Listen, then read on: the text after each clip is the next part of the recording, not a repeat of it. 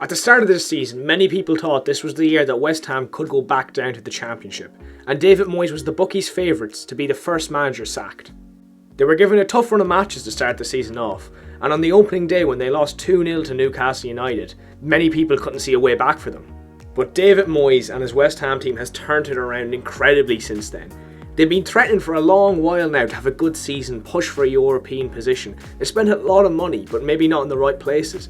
But this season, they spent the money right, they've got in great players, and they're now sitting 5th in the table on 48 points with a game in hand. And if they win that game in hand, they will go above Chelsea and they'll be in the top 4. Fighting for top 4 at this stage of the season just shows how far West Ham have come since even last season. They finished 16th and just stayed in the Premier League last season. In the summer, a lot of people wanted Moyes sacked. They didn't think he was the right manager to, push them up to the European places. But he's proven them all wrong. They've made great signings in the last year or so. They brought in the 2 Czechs, Souček and Koufal. They came in, no one really knew anything about them, and they've overperformed magnificently for West Ham this season. West Ham, of course, also went shopping in the Championship, which is a risky business. Players that are good in the Championship, sometimes they come up and they're not so great. Other times, like Jack Grealish, came up with Aston Villa and he's elevated his game, if anything. But they got Jared Bowen from Hull last year, and he's been great. He's brought a pace to the attack, a little bit of trickery, a bit of creativity that they were missing. And then this summer they got Saeed Benrahma from Brentford. He's been great as well. He's brought a lot of creativity. He's a very skillful player. He hasn't maybe scored as much goals as they expected, but he's still being involved with the play and he can definitely build his way up to score more goals. In the January transfer window, they brought in Jesse Lingard from United, which was a very risky signing. He hadn't played in about a year or so. He's done nothing for United in the last 2 years, maybe even. He's become a bit of a meme in the football world, everyone joking about him and everything. But he's come into West Ham and he's been top class for them. In 6 games, he's already got 4 goals and an assist.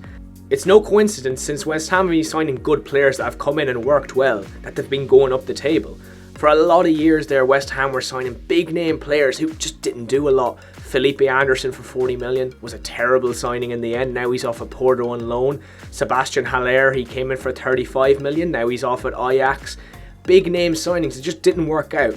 But now their transfer policy is right and they're really, really good. And fair play to David Moyes for this season. He's done a great job and he's reignited his career. Since he got sacked at United, he's been a bit of a joke, He went to Real Sociedad in Spain, he didn't really do anything. Came back to England, got the job at Sunderland, got relegated with them. Then he got the first stint at West Ham and people thought, this could be a good club for him to build up at. But in his first stint he did nothing. He was there for a year and a half, he got sacked for Pellegrini. But then when West Ham got him back again, West Ham fans were fuming. They didn't know what they were doing getting Moyes back in. They'd already seen that he was a finished manager in his first stint. But to be fair to him, he's done an absolutely stellar job. He finally looks like the David Moyes who was at Everton for so many years and exceeded expectations. He got Everton up into the top 4. He did great things with them. And it was never going to be an easy job to be the man who succeeded Sir Alex Ferguson, especially not with the dead team that he got left with. He got left with old players, dead wood, and he was only given 8 months there, unlucky. At Real Sociedad, he went to a country where he couldn't speak the language. That's always terrible. Then he went to Sunderland, which was already a sinking ship. West Ham, the first time, they weren't making the right signings.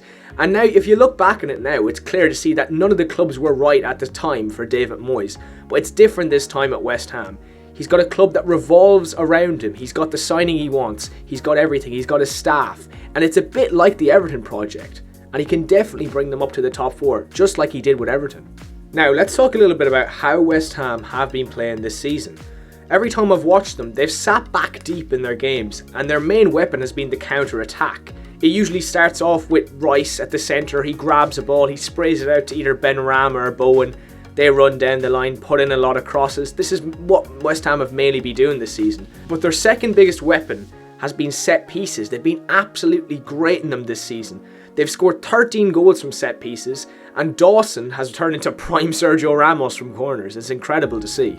And Souček is their other big aerial threat from set pieces. He's been great this season. Wherever he's played in the park, he's all over the place. He's popped up with 8 goals. He's really helped the team.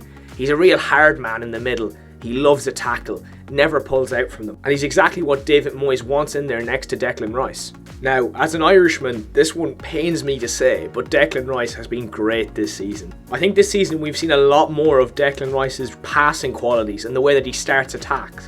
In other seasons he played centre back, CDM, a more defensive position where he'd just kind of intercept the ball but nothing would come of it. But this season he's been getting the ball and he starts off every good attack that West Ham have had, getting them from deep, spraying the balls. He's a great passing range, and that's why there's been so many rumours of him going to one of the big teams in England, and West Ham have a big job on their hands if they want to keep him there.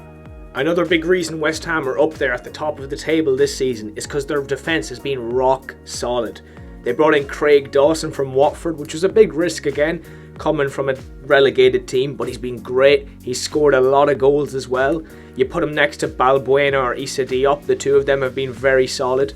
And then you've got the two fullbacks. I think they've been outstanding this season. On one side we've got the Czech, Kufal, he's been great, bombs up and down the wings, he's very solid defensively. But on the other side, we have Aaron Cresswell, who's having an incredible season. He's got a wicked left foot, and he swings in so many crosses, whether it be from set pieces or open play. He's got a lot of assists this season. He's big in West Ham's attacking movements, a lot of key passes, and he's an outside shout for being in the England squad for the Euros. For West Ham being in this position at this stage of the season, their objective now has to be to get top 4. And if everything goes wrong and they don't get top 4, at least get automatic qualification for the Europa League.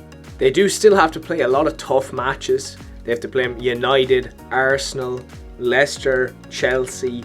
Tough matches, but the way they're playing right now, they can definitely beat these teams. And they have to if they want to get top 4. These are the type of teams that they're rivaling to get there. They're not too far behind the likes of United and Leicester. And if they win their game in hand, they are against Chelsea.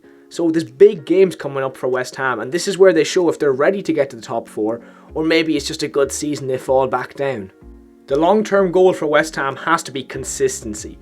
Consistently being up at the top of the table, fighting for the top 4, fighting for Europa League, and maybe eventually getting enough money, enough good players to maybe get up there and fight for a league title. But that's wishful thinking at this stage. We've seen in the past teams come up from the bottom and have great seasons, but they haven't consistently been there.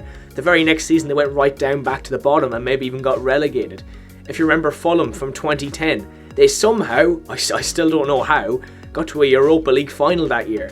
They bet Juve in the semi-finals. They got to a final against Atletico Madrid. They ended up losing. The famous picture of Lily Allen crying in the stands after losing her bet. And in the following years from that, Fulham became a bit of a yo-yo club. Even now they're battling relegation. They might survive, but they're in the relegation zone right now. And that's not what West Ham want to be. They want to build on the success of this year, establish themselves as a top club in the Premier League. It'll definitely be tough for David Moyes and the owners of West Ham to do this, but a good start would be keeping on to these good players, not selling them on. And we'll see in the summer, the biggest of them being Declan Rice. You know, if they keep hold of Declan Rice, it shows their ambition for the future.